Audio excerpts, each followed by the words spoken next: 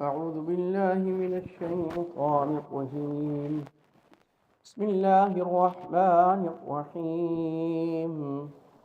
قد أفلح المؤمنون الذين هم في صلاتهم خاشعون والذين هم عن اللغو معرضون والذين هم للزكاة فاعلون. صدق اللہ العظیم. اللہ کے فضل سے آج ہماری 14ویں تراویح اور اس میں دو بڑی صورتیں پڑھی گئی ہیں. 18واں پارہ سورہ مؤمنون اور سورہ نور. سورہ مؤمنون میں اللہ تعالیٰ نے بتایا ہے کہ کامل مومن بننے کے لیے کیا صفات حاصل کرنا ضروری ہے.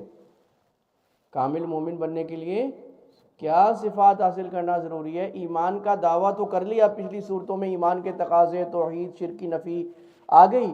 اب پکا مومن کیسے بننا ہے اس کی تفصیل کہاں پر آئی ہے؟ سورہ مؤمنون میں اللہ نے صفات بیان کی ہیں.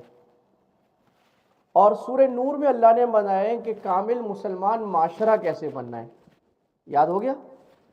سورہ مؤمنون میں کیا کیا ہے؟ انڈیویجول اچھا مومن کیسے بننا ہے. سورہ نور میں کلیکٹیو معاشرہ مومن کیسے بنے گا. دونوں باتیں آ گئی. اب مومنون میں اللہ تعالیٰ نے شروع یہاں سے کیا ہے کامیاب کون ہے. اب دنیا جو ہے اوور دا ہسٹری سکسیس کی ڈیفرنٹ ڈیفینیشنز کرتی ہے. عام طور پہ لوگ سمجھتے ہیں کہ جی زیادہ پیسہ آ جانا سکسیسفل ہے. ایون مسلمان بھی بچے کو پڑھا رہے ہوتے ہیں، بچہ پڑھے گا نہیں تو کمائے گا کیسے، کمائے گا نہیں تو کامیاب کیسے ہوگا. ہاں نماز روزہ اچھی بات ہے، لیکن ہمیں سکسیس کا مدار ہمارے ذہن میں بھی جو ہوتا ہے وہ بڑا کیریئر ہوتا ہے. بڑی گاڑی، بڑی عزت، بڑا عہدہ، یہ سکسیس کا مدار ہوتا ہے. کامیابی دا الٹیمیٹ سکسیس دنیا اس کو کہتی ہے. ہم دنیا کے بڑے بلینئرز، بڑے پولیٹیشنز کو ہم بڑا سکسیسفل سمجھتے ہیں. اللہ ایک اور بات فرما رہے ہیں کہ میں تمہیں بتاؤں کامیاب کون ہوتا ہے. شروع قرآن یہاں سے ہو رہا ہے. یہ سورت قد افلح المؤمنون، کامیاب ہو گئے مومن.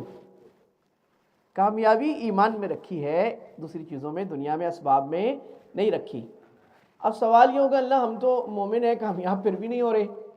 تو اللہ جواب میں صفات بیان کر رہے ہیں کہ آئینہ دیکھو، یہ 7 صفات تمہارے اندر ہیں. اگر یہ 7 صفات نہیں ہیں تو تمہارا دعویٰ ایمان کا کچے مومن ہو، پکے مومن نہیں ہو. پکے مومن نہیں بنو گے تو کامیابی کیسے ملے گی؟ آپ کے ملک میں جب تک کوئی بغیر غلطی کے ڈرائیونگ ٹیسٹ پاس نہیں کرتا لائسنس نہیں ملتا. اب کوئی کہے انسٹرکٹر کو جی میں نے 6 کام بھی تو کیے تھے، 10 دفعہ تو صحیح چلائی تھی، 4 دفعہ غلط چلائی، آپ نے پکڑ لیا. وہ بولے گا نہیں بھائی، لائسنس اسی وقت ملے گا جب میجورٹی آپ صحیح چلاؤ گے. تو اللہ کہہ رہے ہیں نمبر 1، اب گنتے جائیں، اپنی نمازوں میں خشوع خضوع اختیار کرنے والے. اس سے ہمارے علماء نے لکھا ہے کہ خشوع خضوع بھی نماز کا مقصد ہے، تزیین نہیں ہے کہ ہو گیا ٹھیک ہے نہیں تو اچھی بات ہے.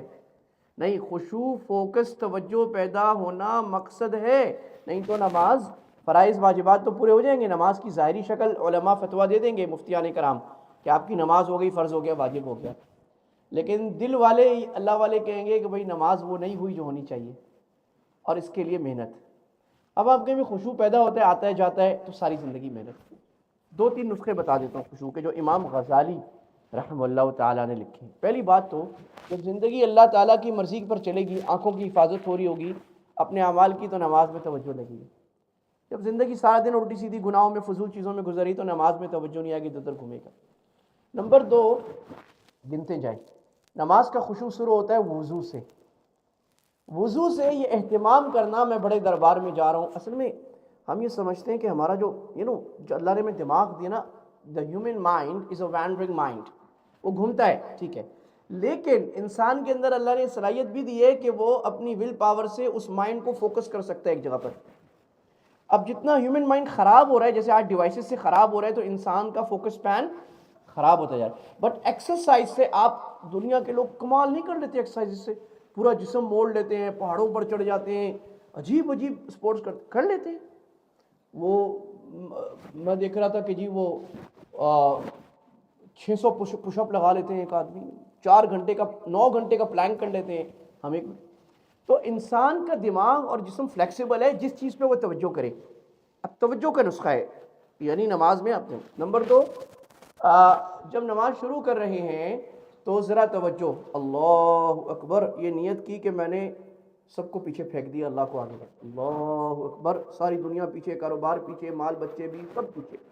اما عائشہ فرماتی ہیں اللہ کے نبی کیا پیار کرتے تھے ہم سے، نماز کا وقت ہوتا تھا ایسے جیسے ہمیں پہچانتے ہی نہیں ہیں، بیوی بچے سب کسی کو نہیں پہچانتے، بس اللہ۔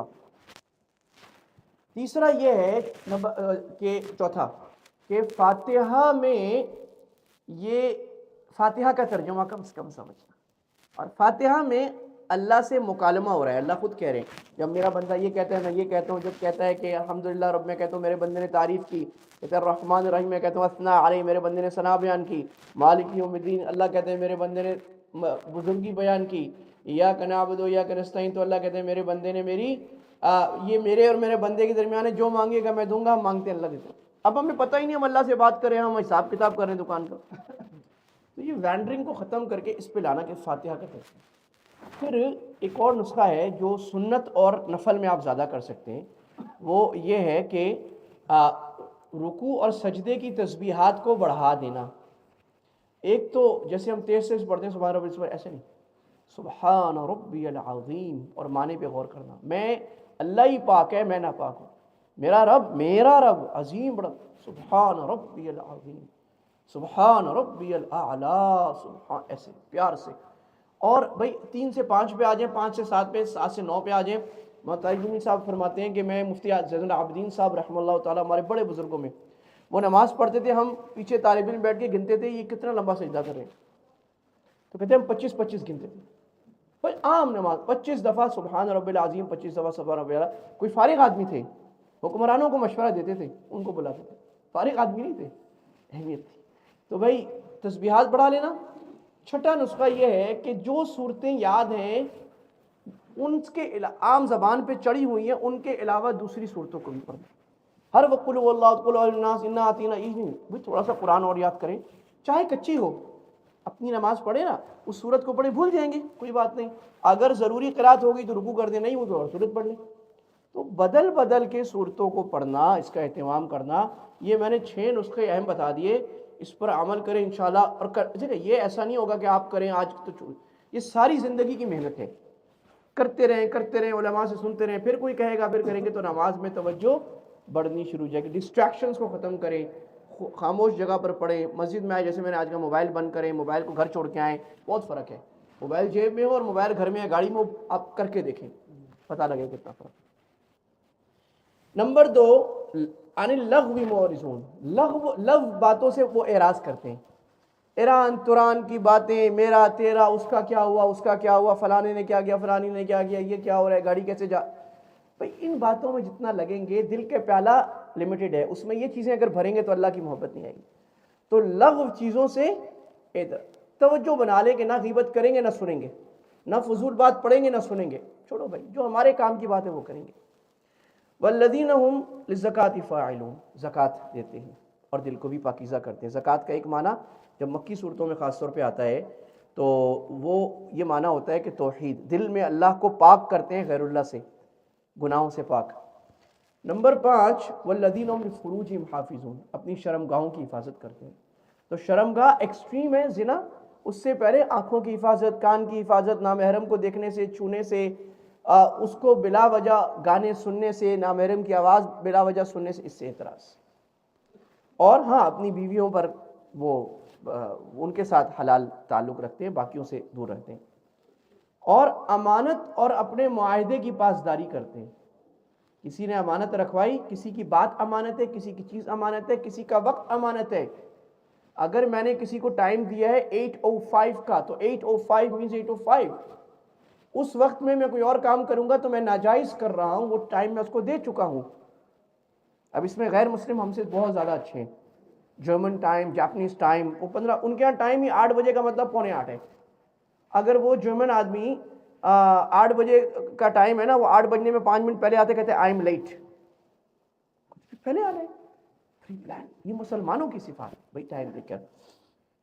اور تو یہ زندگی امانت ہے، یہ قرآن امانت ہے، یہ ہمارے بچے امانت ہیں، میاں بیوی ایک دوسرے کے لیے امانت ہیں، یہ رشتے امانت ہے، ان سارے امانتوں کو ہم پورا کر رہے ہیں، اس کا اہتمام۔ معاہدہ امانت ہے، میں نے کاروباری معاملہ کیا، میں نے کمٹمنٹ کیا، آؤ پے ٹمارو، مجھے پتہ ہے میں ٹمارو پے نہیں کر سکتا، میں جھوٹ بول رہا ہوں، امانت میں خیانت کر رہا ہوں، یا میں پے کر سکتا ہوں خواہ ڈالتا ہوں، اس نے نہیں مانگا تو میں کیا کروں؟ یہ غلط بات ہے۔ دنیا میں بھی ناکامی، آخرت میں بھی کمٹمنٹ پوری کرنی ہے۔ اور اللہ نے فرمایا کہ والذین هم علی صلواتہم یحافظون، اپنی نمازوں کی حفاظت کرتے ہیں۔ نماز دو مرتبہ آئی، مومنین کی صفات میں شروع میں بھی امانت، پہلی صفت نماز میں خشوع، آخری صفت پھر نمازوں کی حفاظت کرنے والے ہیں۔ کیا معنی؟ نماز کو فرائض، واجبات، مستحبات کے ساتھ، مکروہ سے بچنے والے، جو چیز نماز میں خلل کرے اس سے بچنے والے، فرض نماز اور جماعت کی نماز کی حفاظت کرنے والے، اور نماز کے بعد ایسے گناہ نہ کرنے والے جس سے نماز کا ثواب ختم ہو جائے۔ یہ ہے بھائی نماز کی حفاظت کرنے والے۔ ٹھیک ہے، سورت میں انبیاء کے قصے اللہ نے سمجھانے کے لیے، دیکھو نوح علیہ السلام، ہود علیہ السلام، موسیٰ علیہ السلام، عیسیٰ علیہ السلام، اور آخر میں اللہ نے کہا ان سارے رسولوں سے میں نے ایک بات کہی ہے سب سے، آیت نمبر 51، یا ایھا الرسول کلوا من الطیبات واعملوا صالحا، اے میرے رسولوں پاکیزہ چیزیں کھاؤ اور اچھا عمل کرو، نیک عمل۔ کیا مطلب؟ اگر پیٹ میں حلال آئے گا تو عمل اچھا ہوگا، پیٹ میں حلال نہیں آئے گا تو نیک عمل نہیں ہے۔ حدیث میں ایک آدمی کعبے کا پردہ پکڑ کر کہتا ہے یا اللہ مجھے معاف کر دے، اللہ معاف نہیں کرتا۔ اللہ کہتا ہے کہ کھانا حرام کا، پینا حرام کا، پہننا حرام کا، کہاں سے دعا قبول ہوگی؟ تو بھئی یہ اس وقت امت کا، ہمارے مفتی تقی عثمانی صاحب دامت برکاتہم فرماتے ہیں، امت کا بڑا مسئلہ اس وقت وہ ذکر چھوڑنا نہیں ہے، وہ بھی ہے بڑا مسئلہ حرام کھانا ہے۔ حاجی صاحب ہیں، داڑھی والے ہیں، نمازی ہیں، نیک آدمی ہے، وہ حرام کھا رہا ہے، پیسے کھا کے بیٹھا ہے، رشوت کھا کے بیٹھا ہے، کمٹمنٹس کھا کے بیٹھا ہے، سود کا پیسہ لے رہا ہے۔ حرام سے بچنے والے بنیں اور علماء سے مسئلے پوچھیں کہ جی یہ حرام تو نہیں، حلال تو نہیں، میں کانٹریکٹ کر رہا ہوں، یہ چیز حلال تو نہیں، اور اگر کوئی چیز حرام ہو گئی ہے بتائیں، وہ آپ کو بتائیں گے۔ بھائی گھر ہاؤس مورگیج پہ لینا ہے، یا یو کے میں جب، یورپ میں جب بھی کسی Q&A کھولتے ہیں پہلا سوال یہ ہاؤس مورگیج پہ، بھائی ابھی آپ نے حلال اللہ نے دے دیا ہے، یہاں پر حلال بن گئے ہیں، تھوڑا سی محنت ہے لیکن حلال انسٹیٹیوشنز بن گئے، تو آپ جائیں ان کو پروموٹ کریں، لہٰذا پوچھ کر، اور اگر کہیں سخت مجبوری ہے تو علماء سے پوچھ کر۔ تو اللہ نے اپنی دلائل اس صورت میں بڑے بیان کیے۔ آخر میں اکثر صورتوں میں اللہ تعالیٰ طریق تبلیغ بیان کرتے ہیں، ہے نا؟ قرآن کے بہت سارے عناوین ہم دیتے ہیں نا، عقلی دلیل، نقلی دلیل، ڈانٹ، تنبیہ، شبے کا جواب، صورتوں میں یہ ہوتا ہے۔ ایک کیا ہوتا ہے بھائی، اب اس بات کی دعوت لوگوں کو کیسے دینی؟ ایک آدمی حرام کھا رہا ہے، ایک آدمی بیچارہ شرک کر رہا ہے، ایک آدمی بیچارہ اللہ کو نہیں مانتا، ایک آدمی بیچارہ نماز نہیں پڑھا، ایک آدمی بیچارہ بے حیائی میں لگا ہے، اب اس کو سمجھانا کیسے ہے؟ تو اللہ فرما رہے ہیں آیت نمبر 96، ادفع باللتی ہی احسن، برائی کو دور کرو اچھے طریقے سے، برائی کو دور کرو، برائی کو ڈنڈا مار کے نہیں، برائی کو دور کرو، تو اللہ کیا ہوگا؟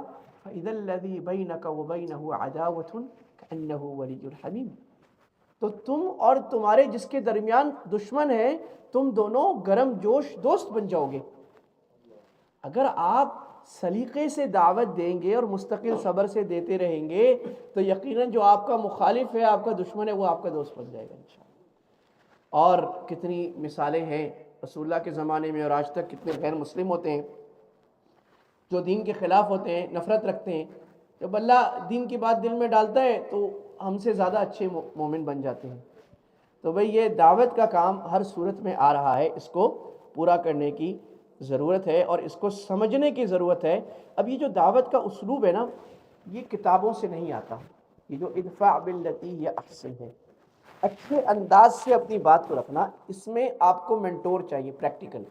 جو لوگ دعوت کو سمجھے ہوئے ہیں، ان کی زندگیاں دعوت میں لگی ہوئی ہیں، انہوں نے بزرگوں سے سیکھا ہے، انہوں نے ان سے سیکھا ہے، انہوں نے ان سے سیکھا ہے، ان کو پتہ ہے کہ بھائی سونار کو کیسے ہینڈل کرنا ہے، امیر کو کیسے کرنا ہے، غریب کو کیسے کرنا ہے، انگریز کو کیسے کرنا ہے، پاکستانی کو کیسے کرنا ہے، ہندوستانی کو، ڈاکٹر کو کیسے کرنا ہے، ٹیکل کیسے کرنا ہے، کسی کو کیسے پیار سے اس کے دل میں جگہ بنانی ہے۔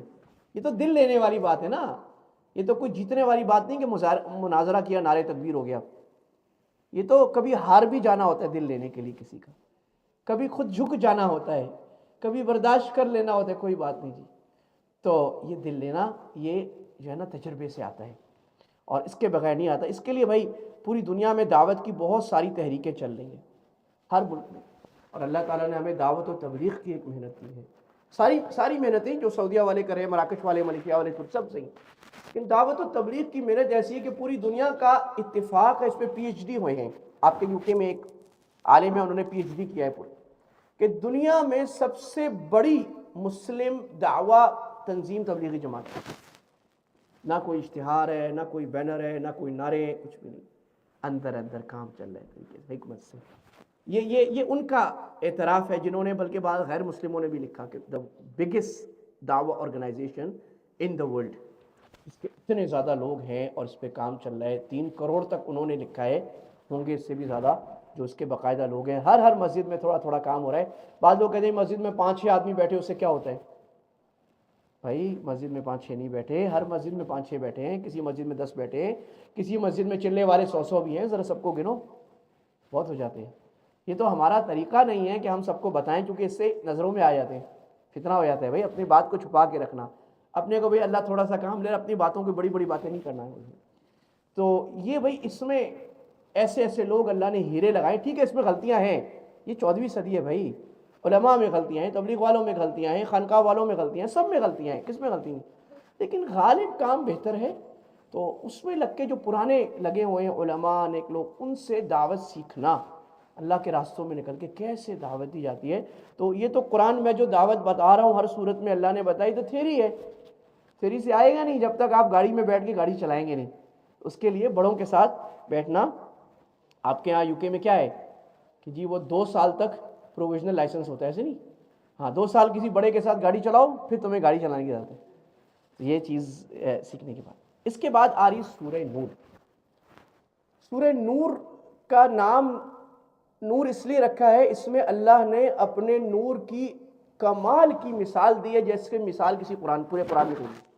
اس مثال کو قرآن کا تاج کہا گیا ہے. اللہ نے اپنی مثال دی ہے اپنے نور کی، یہ ہم مثال پڑھیں گے. اور اس صورت کا جو مرکزی تھیم ہے، مسلمان معاشرے کو بے حیائی سے بچانا. تو میں نے کیا کہا تھا، مومنون میں بات تھی انڈیویجول مومن کیسا بننا ہے، یہاں پر معاشرہ کیسے بنے گا. معاشرہ ایمان والا سیکیور اس وقت بنے گا جب حیا ہوگی، بے حیائی ختم ہوگی. جس معاشرے میں بے حیائی ہے 100 بھلائیوں کے باوجود بھی خراب ہو جائے گا. حیا آ گئی، حیا باقی اچھائیوں کو کھینچ کے لے آئی. حیا کا مطلب کیا ہے، ہم حیا میں بہت لمیٹڈ چیزیں سمجھتے ہیں. حیا ایک بہت وسیع مفہوم ہے.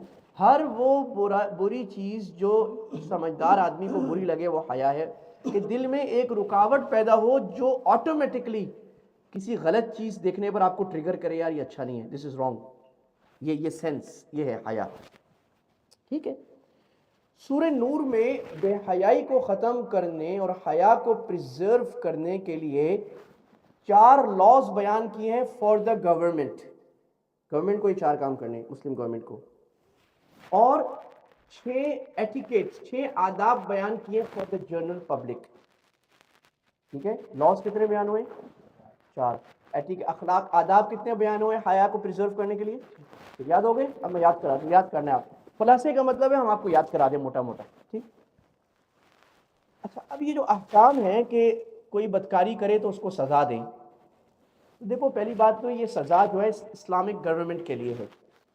جو لوگ نان مسلم کنٹریز میں رہتے ہیں آسانی سے یہ بات ان کو یہ بات ہمیں اکیڈمکلی تو ہم سیکھنی ہے، لیکن ہم یہاں مطالبہ نہیں کر سکتے کہ یہ کام کرو، نہ ہم یہاں کہہ رہے ہیں کہ یہ نافذ کرو. ہم تو یہاں کے سٹیزن ہیں، یہاں کے لاء کے پابند ہیں، حکومت کے لیے کام ہے. اور we are now having an academic discussion. Academically دنیا میں 2-4 قسم کے لاز ہیں کسی چیز کے، تو ہم بات کر رہے ہیں کہ بھی کون سا لاء اچھا ہے. ایک لاء یہ بھی ہے، اس کو بھی دیکھ لو آپ. ہم کو یہ نہیں کہہ رہے کہ نافذ کرو، دیکھ تو لو اس کو. پہلا یہ ہے، اللہ نے فرمایا کہ زانی عورت اور زانی مرد دونوں کو 100 کوڑے مارو. اور جب ان کو سزا دی جا رہی ہو، آیت نمبر 2، تو مومنین کا ایک طبقہ دیکھ رہا ہو، یعنی the punishment should be public. اب آپ یہ کہیں گے کہ جناب یہ تو بہت آج، بلکہ یہ 100 سال سے بات آئی، 50 سال سے، کہ یہ تو باربیرک سزا ہے، بہت خطرناک ہے، توبہ انسان کو مارنا. ابھی آپ یہ جو ہیومن رائٹس میرا ٹاپک ہے، میں نے 2 ڈگریاں کی ہوئی ہیں ہیومن رائٹس میں. ٹھیک ہے. ہیومن رائٹس میں میرے آرٹیکلس چھپے ہوئے اس پہ. بات یہ ہے کہ جذباتی نہ ہو جائیں آپ. مطلب ایک چیز آپ کے خیال میں بہت خراب ہے تو خراب، ذرا عقل سے سوچیں. بات یہ ہے کہ ایک آدمی آتا ہے جس نے غلط کام کیا، اس کو آپ 2 آپشن دیتے ہو کہ بھئی تمہیں ہم 5-10 ڈنڈے ماریں یا 50 ڈنڈے ماریں یا تمہیں 10 سال قید میں ڈالیں. اب عقل سے بتاؤ وہ کیا چنے گا؟ میں ڈنڈے کھا لوں گا، چاہے مجھے ہسپتال میں 1 مہینہ رہنا پڑ جائے، وہ 10 سال برباد تو نہیں ہوں گے. اور عملاً انڈونیشیا کی ایک ریاست ہے ایکھے اس کو کہتے ہیں، وہاں پر یہ سزائیں ابھی بھی ہیں بہت طریقے سے، بہت رولز کے ہزاروں اس پہ کنڈیشنز بیان کر کے. وہ مجرم سے پوچھتے ہیں سزا جب ثابت ہو گئی، بھائی تم بتا دو تمہیں یہ چاہیے وہ چاہیے، اس سے کیس چلی. تو اکثر وہ خود اپنے ول سے کہتے ہیں نہیں بھائی مجھے یہ لگا دو، مجھے جانے دو. کیونکہ جب آپ نے 10 سال سزا دی ہے، you are not punishing him, you are punishing him, his family, his career and the whole country. ایک آدمی کو آپ خراب کریں. مقصد کیا ہے؟ مقصد ریفارم ہے نا، مقصد اس کو کچھ تنبیہ کرنا ہے نا، تو زیادہ اچھی ہوتی ہے اس سے. اب اگر کوئی جذباتی کرے نہیں the civilized world knows that this is barbaric. Who said the civilized world for the 50 years؟ تو آج 50 years پہلے ورلڈ سیولائز ہے، اس سے پہلے ساری تاریخ انسیولائز تھی، سب کچھ کرتے تھے. doesn't make sense. دوسری بات یہ ہے کہ میں آپ کو ایک بات بتاؤں، لوگ اس کو بہت زیادہ بناتے ہیں. آج تک رسول اللہ کے زمانے سے آج تک زنا کی سزا گواہی سے کسی کو بھی نہیں لگی، کہ گواہی کا معیار اتنا سخت ہے کہ وہ ہو ہی نہیں سکتا، بہت مشکل ہے. 4 آدمی مرد پورا ہوتے دیکھیں، وہ عادل ہوں، پکے مومن ہوں، ان میں ایک بھی پیچھے نہیں ہو، ایک بھی پیچھے ہو گیا باقی 3 کو قذف کی سزا لگے گی. ابھی آ رہی ہے تو یہ کیوں رکھی؟ سزا لگانے کے لیے ہے ہی نہیں. بہت یہ سزا رکھی ہے یہ بتانے کے لیے کہ جرم بہت خطرناک ہے، بچ کے رہو بس. اللہ کے نبی کے زمانے میں 2 لوگوں کو لگی، ایک مرد کو ایک عورت کو، ٹھیک ہے، امرات غامدیہ کو لگی تھی اور رفاعی کو لگی تھی. وہ ان کے اقرار کر لیتے، انہوں نے کہا جی ہم سے کہاں ہوگا. پھر بھی اللہ کے نبی نے فرمایا کہ نہیں جاؤ اللہ معاف کرے. نے کہا نہیں یا رسول اللہ پاک کرے. آپ نے کہا جاؤ. کہا نہیں یا رسول اللہ پاک کرے. آپ نے کہا جاؤ. تیسری مرتبہ آپ نے کہا کیا کہہ رہا ہے، پتہ ہے کیا ہوتا ہے؟ پھر بھی آپ نے کوشش کی کہ وہ جائے. آخر میں جب وہ ڈٹ گئے، یہ صحابہ تھے نا، ان جیسا پھر نہیں آیا کوئی. وہ کہتے تھے کہ ہمیں دنیا میں ساری سزا مل جائے، آخرت کی سزا بچ جائے. صحابہ کے بعد جو اسلامی تاریخ میں بھی اچھے زمانوں میں بھی اقرار سے یہ سزا کم ہی نہیں ہے. This is just a major, a kind of a significant something. یعنی سائن ہے کہ چلو پتہ لگے. اور پھر اللہ نے فرمایا اس کے برعکس اگر کوئی کسی کو ڈیفیم کرے گا بدکاری میں، کسی مومن مرد یا عورت کو بولے گا اس نے بدکاری کی ہے، اور وہ 4 گواہ اس شرط سے نہیں لائے گا، اتنی سخت شرط ہے، تو اس کو کیا ملے گا؟ 80 کوڑے. اب تاریخ میں یہ زیادہ لگے ہیں، وہ بالکل بھی نہیں لگے، کہ تاکہ اس کا بھی کیا مطلب ہے کہ کوئی نہ لگائے کسی کے اوپر. اب آپ دیکھو ہمارے معاشرے میں ہر دن ہم کسی پہ اسکینڈل بنائے بیٹھے ہوتے ہیں. We can't prove that. Even اگر سبسٹانٹیو پروف سے ہو جائے، کیمرہ تھوڑا یہ، you can't say anyone، جائز ہی نہیں آپ یہ کہو کسی نے یہ کام کیا. عدالت دیکھے گی، ہمارا کام ہی نہیں ہے. تیسری بات، اگر میاں بیوی ایک دوسرے پر الزام لگائیں، شوہر بیوی پہ لگائے بھی، تو ان میں سزا نہیں لگے گی، بلکہ ان میں قاضی بلائے گا اور کہے گا تم سچ کہتے ہو کہ تمہاری بیوی نے کیا ہے؟ بیوی کو تم کہتے ہیں ہاں ہم اقرار کرتے ہیں. تو ان سے پوچھے گا 4 قسمیں 5 قسمیں لے گا ان سے، قسم کھاؤ کہ تم یہ تو اپنی بیوی پہ الزام لگاتے ہو. اگر وہ قسم کھائے تو قاضی ان دونوں کے درمیان جدائی کر دے گا، میاں بیوی نہیں رہیں گے، قاضی طلاق دے دے گا، خلاص. اس کو کہتے ہیں ایلا. یہ ایلا کا حکم ہے، ٹھیک ہے. اسی طرح چوتھی بات اللہ نے فرمائی کہ الزانی لا ينکح الا زانیۃ او مشرکہ. زانی مرد مشرک یا زانی عورت سے ہی اس کو نکاح کرنا چاہیے. بدکار آدمی کے لیے بدکار عورت ہے، اور بدکار عورت کے لیے بدکار آدمی ہے. کیا مطلب؟ کہ شادی میں یہ خیال کرو کہ آپ جس سے شادی کرے ہو آپ کا رشتہ پاک باز ہو. لڑکے والے یہ خیال کریں لڑکی پاک باز ہے، اور لڑکی والے خیال کریں لڑکے پاک باز. کا میرا مطلب نہیں 5 وقت کا بالکل نمازی، بالکل پکی حجابی نقابی، کبھی ایسا نہیں. مطلب یہ عمومی طور پر اچھا لڑکا ہے، عمومی طور پہ اچھی لڑکی ہے، کوئی خراب کام بہت زیادہ نہیں کرتے، باقی تھوڑی بہت کمیاں ہیں وہ اللہ پوری کر دے گا انشاءاللہ. یہ ہے رشتے کا مدار. یا علماء نے ایک نقطہ بیان کیا کہ اللہ تعالیٰ نے فرمایا کہ زانی مرد زانی عورت سے شادی کر سکتا ہے یا مشرک عورت سے. تو مشرک کا ذکر کہاں سے آ گیا؟ یعنی بدکار مرد بدکار عورت سے شادی کرے تو بات سمجھ، بدکار مرد مشرک سے شادی کرے، نیک پاکیزہ عورت سے شادی نہ کرے۔ تو علماء نے، مفسرین نے لکھا کہ جس طرح ایک بدکار عورت اپنے شوہر کی امانت میں خیانت کرتی ہے، جو حق شوہر کو دینے کا ہے وہ کسی اور، اس طرح مشرک مرد اور عورت اللہ کے حق میں خیانت کرتا ہے۔ عبادت صرف اللہ کا حق ہے، وہ اللہ کے علاوہ کسی اور کو بھی دیتا ہے، اس لیے دونوں کو اللہ نے برابر کر دیا۔ آگے بے حیائی کی مثال کے لیے اللہ تعالیٰ نے ایک لمبا قصہ بیان کیا اماں عائشہ پر عفق کا، بڑا لمبا بڑا دلچسپ قصہ ہے، پورا اس وقت میں نہیں ہوتا تھا، میں اشارہ کرتا ہوں۔ خلاصہ اس بات کا یہ ہے کہ یہ 2 رکوع پر قصہ ہے جس میں اماں عائشہ رضی اللہ عنہا کی پاکیزگی بیان کی ہے۔ اور یوسف علیہ السلام پر جب الزام لگا تھا تو اللہ تعالیٰ نے مصر کی عورتوں اور ایک چھوٹے بچے سے گواہی دلوائی، اور اللہ کے نبی کی بیوی پر جب الزام لگا تو قرآن اتر آیا۔ یہ شان ہے اماں عائشہ کی۔ اماں عائشہ فرماتی ہیں میری بہت ساری خصوصیات ہیں۔ نمبر 1، میں اللہ کے نبی کی اکیلی کنواری اور لڑکی بیوی ہوں، باقی ساریاں جو تھی وہ بیوہ تھی۔ اور نمبر 2، آپ نے فرمایا کہ میرے بستر پہ قرآن آ جاتا تھا، کسی اور کے بستر، میں اللہ کے نبی کے ساتھ بستر پہ ہوتی تھی، قرآن آیا تھا۔ نمبر 3، اللہ کے نبی صلی اللہ علیہ وسلم کی وفات میرے کمرے میں ہوئی ہے۔ نمبر 4، اللہ کے نبی کی وفات میرے یہاں پر ہوئی ہے۔ نمبر 5، اللہ کے نبی کے منہ میں سب سے آخری چیز میرا لعاب گیا ہے، مسواک آیا تھا تو میں نے مسواک نرم کر کے اللہ کے نبی کے منہ میں ڈالا، آپ نے مسواک شریف کیا اور آپ کی جان۔ نمبر 6، میری تصویر اللہ کے نبی صلی اللہ علیہ وسلم کو میرے سے نکاح سے پہلے دکھا کر یہ کہا گیا یہ تمہاری دنیا اور آخرت کی بیوی ہے۔ نمبر 7، میری پاکیزگی اور برات آسمان سے نازل ہوئی ہے۔ تو یہ بہت ساری، اور سب سے بڑی عالمہ بیوی وہ اللہ اماں عائشہ، امت کی سب سے بڑے عالم اماں عائشہ، یہ احسانات ہیں اماں عائشہ کے۔ اور اس سے ہمیں پتہ لگ رہا ہے کہ عورت اگر اپنا کردار اعلیٰ کرتی ہے تو اللہ عورت کو کہاں پہنچا دیتے ہیں۔ تو ہوا یہ کہ ایک غزوے میں آپ صلی اللہ علیہ وسلم گئے تو اماں عائشہ کا ہار گم گیا۔ اب وہ یعنی وہ اماں عائشہ وہاں گئیں قضائے حاجت کے لیے، پہلے زمانے میں دور جاتے تو وہاں ہار گم گیا، ڈھونڈتی رہی، اتنے میں قافلہ چلا گیا۔ اب پتہ کیوں نہیں چلا؟ کیونکہ جو ازواج مطہرات تھی وہ جو ہودج ہوتا تھا نا، جس کو پالکی کو کندھے پہ اٹھا کے اونٹ پہ رکھتے تھے، اس میں ہوتی تھی۔ تو اماں عائشہ چھوٹی عمر کی تھی اور بہت ہلکی دبلی پتلی تھی، اٹھانے والوں نے سمجھا وہ اندر ہیں، پردہ ڈالا ہوا تھا، رکھا، قافلہ چلا گیا۔ وہ آئیں تو کوئی بھی نہیں، وہاں بیٹھ گئی۔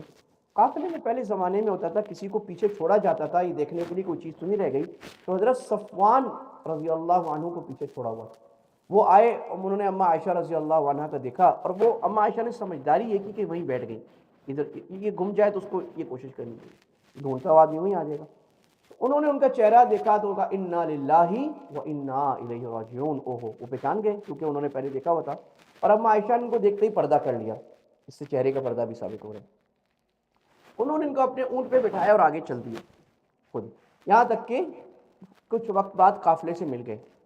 جب مل گئے تو منافقین نے باتیں شروع کر دی کہ ہاں جیسے ہوتا ہے آج بھی، جو یعنی یہ باتیں کرنا کسی کے حیا کے بارے میں یا کسی پہ شبہ دیکھ کر اس کی یہ منافق کی علامت ہے۔ فلانی نے ایسے کیا تھا، فلاں نے ایسے کیا تھا، فلاں ایسا آدمی ہے، ہم نے تو اس کو ایسا دیکھا تھا، یہ منافق کی علامت ہے۔ نہیں بات، جب تک پکی دلیل نہیں آپ کو نہیں بات کرنی، بلکہ ضرورت ہی نہیں بات کرنی۔ تو اماں عائشہ آ گئی، ان کو کچھ پتہ نہیں کہ کیا ہو رہا ہے۔ 1 مہینہ گزر گیا، اب اماں عائشہ کو نہیں پتا۔ منافقین نے ایک پوری مجلس روز لگ رہی ہے عبداللہ بن ابی کی طرح، وہ ہاں بھائی اور کیا ہوا، اچھا یہ بھی ہوا تھا، یہ بھی ہوا تھا۔ اور اس میں چند مخلص مومنین بھی بیچارے اسی باتوں میں لگ گئے، ساتھ بھی لگ جاتے ہیں، ہاں اس نے ایسے کیا تھا، ایسے کیا تھا، اور یہ اللہ کے نبی کی بیوی کر رہی ہے تو کچھ نہیں کہا جا رہا، دوسرے کہہ رہے ہیں تو کہا، اس طرح کی باتیں۔ اب 1 مہینے بعد اماں عائشہ فرماتی ہیں کہ میں تھوڑی سی بیمار ہوئی تو میں نے اللہ کے نبی سے اجازت لی میں اپنی ماں کے گھر میں چلی جاؤں، آپ نے فرمایا چلی جاؤ۔ کہ البتہ میں نے نوٹ کیا کہ اللہ کے نبی کی محبت وہ پہلی جیسی نہیں تھی، بس آپ آتے تھے دروازے پہ کھڑے ہوتے تھے، آپ کہتے تھے بھی کیا حال ہے، ٹھیک ہے ٹھیک ہے۔ کہتی میں جا رہی تھی، بیمار تھی، مستہ ایک صحابی ہیں، ان کی والدہ مجھے لے کے جا رہی تھیں، کنواری عورتوں کا خیال کیا جاتا، چھوٹی عورتوں کا، قضائے حاجت کے لیے۔ ان کو ٹھوکر لگی تو انہوں نے کہا ہائے مستہ ہلاک ہو۔ تو میں نے کہا کہ ماں مستہ کو کیوں کہہ رہی ہے، بد دعا دے رہی ہیں، آپ کا بیٹا ہے اتنا اچھا صحابی ہے۔ تو انہوں نے کہا تجھے نہیں پتا مستہ اور سارے لوگ کیا کہتے پھر رہے ہیں؟ مجھے تو نہیں پتا، کہو بھولی، تجھے پتہ ہی نہیں کیا ہو رہا ہے مدینہ میں؟ نہیں مجھے نہیں پتا۔ اب یہ جو اچھے کام والے لوگ ہوتے ہیں نا، ان کو نہیں پتا ہوتا فلاں جگہ کیا ہو رہا ہے، فلاں جگہ، وہ اپنا کام سے کام رکھتے. پھر انہوں نے سارا بتایا کہ ایسی ایسی باتیں کریں. اماں عائشہ تو کہیں میرے تو پیر تلے سے نہیں نکل گئی، اور میں رو رو رو کے رو کے اور میری حالت ہو گئی. اور ادھر جو ہے نا باہر اللہ کے نبی ایک مرتبہ ممبر پہ کھڑے ہوئے، آپ بہت تکلیف میں صاحب، ان کو آپ کو پتہ لگا کہ آپ نے فرمایا کون ہے جو مجھے اس آدمی سے نجات دلائے گا یا اس آدمی سے بچائے گا جو میرے گھر والوں پر آواز اٹھا رہا ہے. تو حضرت سعد بن معاذ کھڑے، وہ قبیلہ اوس کے تھے. انہوں نے کہا یا رسول اللہ آپ ہمیں بتائیں وہ کون آدمی ہے، ہم اس کی گردن اڑاتے ہیں، آپ کو تکلیف دے رہے ہیں. تو سعد بن عبادہ وہ خزرج قبیلے سے ہیں، وہ بھی بڑے صحابی، وہ کھڑے ہو گئے. کیونکہ اشارہ کس کی طرف تھا؟ عبداللہ بن ابی کی طرف نہیں. وہ بڑا تھا نا، وہ سرغنہ تھا، وہ یہ بات چلا رہا تھا، ہاں کیا ہوا اور بتاؤ، مجلس لگا کے اپنے گھر میں. تو وہ عبداللہ بن ابی جو تھا وہ خزرج کا آدمی تھا. اب قومی عصبیت دیکھو کتنی خطرناک ہے، بڑے بڑے نیک لوگ بھی اس میں پڑ جاتے ہیں. تو سعد بن معاذ، کیونکہ وہ دوسرے قبیلے کے آدمی نے کہا تھا، تو سعد بن معاذ نے کہا تو ہمارے قبیلے کے آدمی کچھ بھی نہیں کر سکتا. انہوں نے کہا تم جھوٹے ہو، جھوٹے کی طرف سے دفاع کرے ہو. صحابہ میں بات چل گئی. اللہ کے نبی اور پریشان کہ صحابہ اتنی میرے تربیت یافتہ لوگ، ان میں بات چل گئی. آپ ممبر سے اتر آئے اور آپ اندر آ گئے، اور کچھ اور واقعات بھی ہوئے. آپ نے چند صحابہ سے پوچھا کہ بھئی ہم کیا کریں، تو آپ نے سب سے پوچھا کہ بھئی تم نے عائشہ کے بارے میں کچھ ایسا سوچا ہے؟ ابو بکر سے نہیں، حضرت علی سے بات کی آپ نے، حضرت عمر سے بات کی، اور جو خاتون حضرت عائشہ کی ان سے بات کی.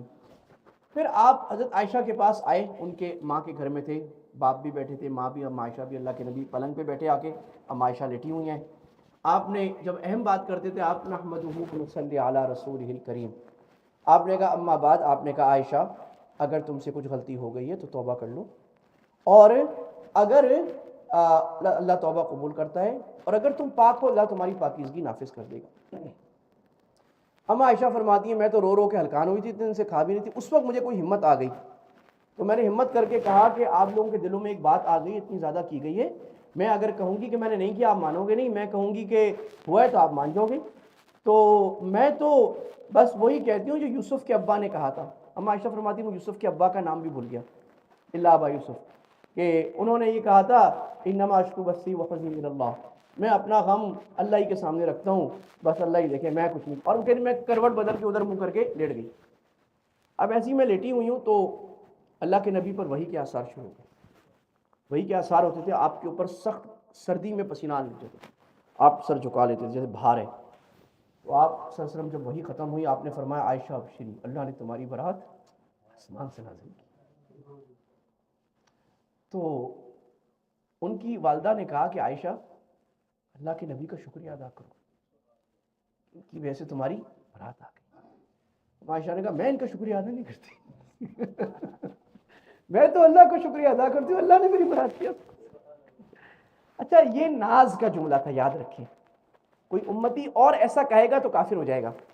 اما عائشہ اس لیے کہہ سکتی تھی کہ ان کے اللہ کے نبی سے دو تعلق تھے، ایک تعلق امتی والا، ایک بیوی والا. بیوی شوہر پہ نخرہ کر سکتی ہے، ہاں. تو آپ لوگ گھر میں اتنا سخت نہ ہوا کرو کہ بیوی نے کچھ بول دیا تمہاری زبان کیسے بھی بات کرنے کی. بھائی بیوی کو حق ہے، اللہ کے نبی کی بیویاں بات کر لیتی کوئی بات نہیں، اس کو حق ہے تھوڑی بات کرنے کا. اگر آپ غور سے دیکھو تو یہ وحی بھی کس کی وجہ سے نازل ہوئی؟ اللہ کے نبی کی. لیکن اما عائشہ کی ایک حالت تھی، انہوں نے بات کہی، اللہ کے نبی نے کہا ٹھیک ہے.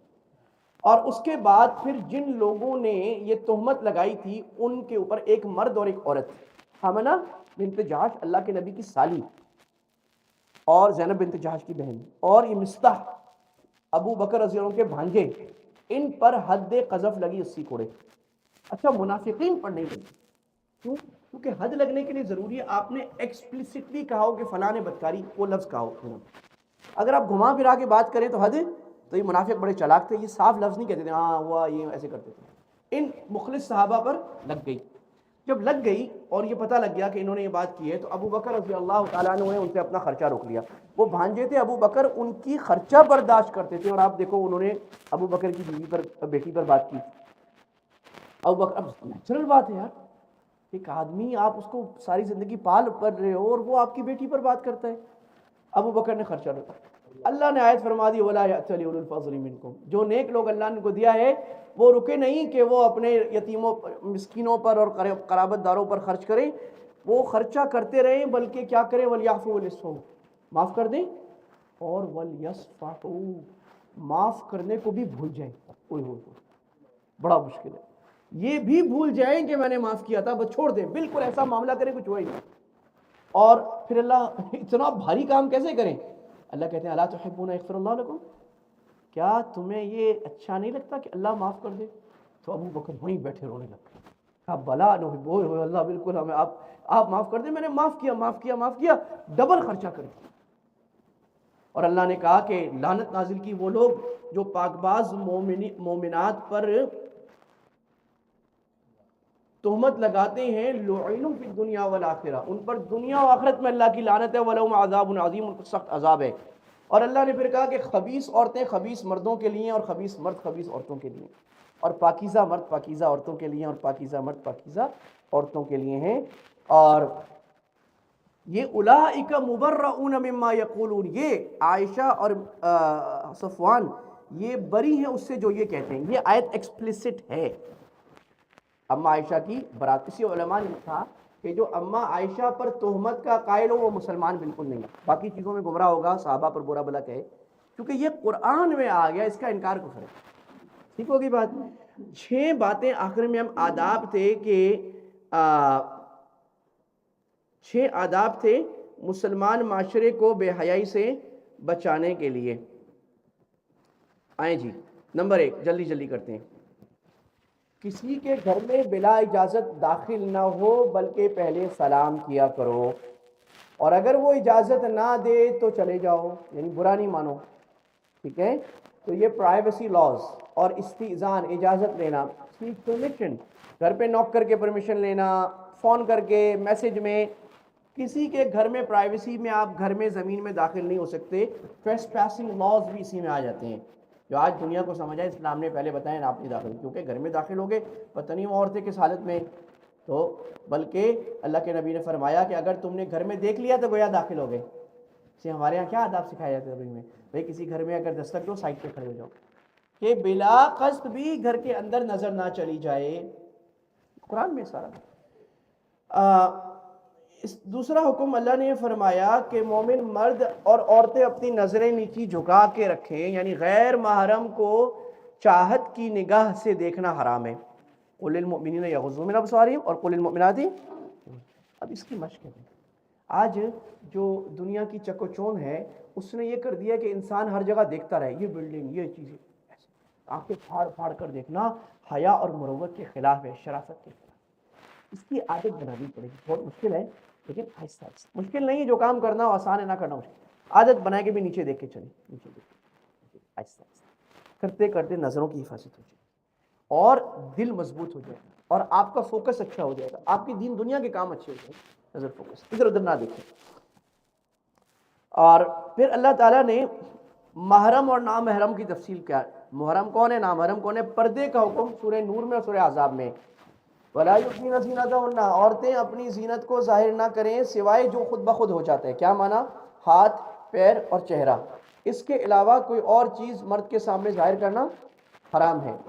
جہاں تک چہرے کی بات ہے، بعض علماء فرماتے ہیں چہرہ بھی قرآن کے حجاب میں، بعض کہتے ہیں. حنفی کہتے ہیں چہرہ قرآن کے حجاب میں نہیں ہے، لیکن جہاں فتنہ ہو وہاں چہرہ ڈھانکنا واجب ہے. تو حجاب پورے جسم کا ہے سوائے ہاتھ، پیر اور چہرہ.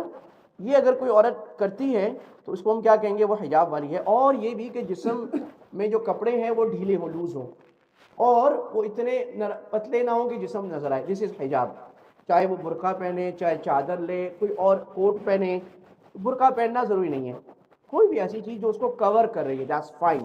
اگر کوئی عورت اچھے کپڑے پہن، اس پہ موٹا کوٹ بھی پہن لیتی ہے لانگ، دیٹ از آلسو حجاب. صحیح.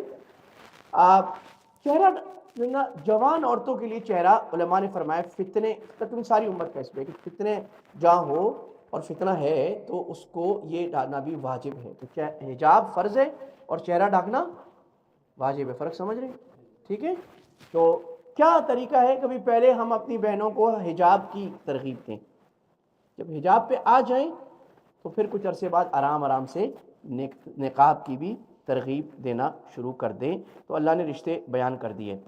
ادھر اللہ نے فرمایا حکم نمبر 4، وَانْكِحُوا الْأَيَامَ. معاشرے سے بے حیائی کرنے کا طریقہ یہ ہے کہ کوارے لڑکے لڑکیوں کی شادیاں کراؤ. جتنا جلدی شادی ہوگی معاشرے میں عفت پھیلے گی. شادی جتنی دیر سے ہوگی اتنی بے حیائی پھیلے گی، کیونکہ اس کو اپنی جائز خواہش کے لیے حلال نکاح سے ہوگی۔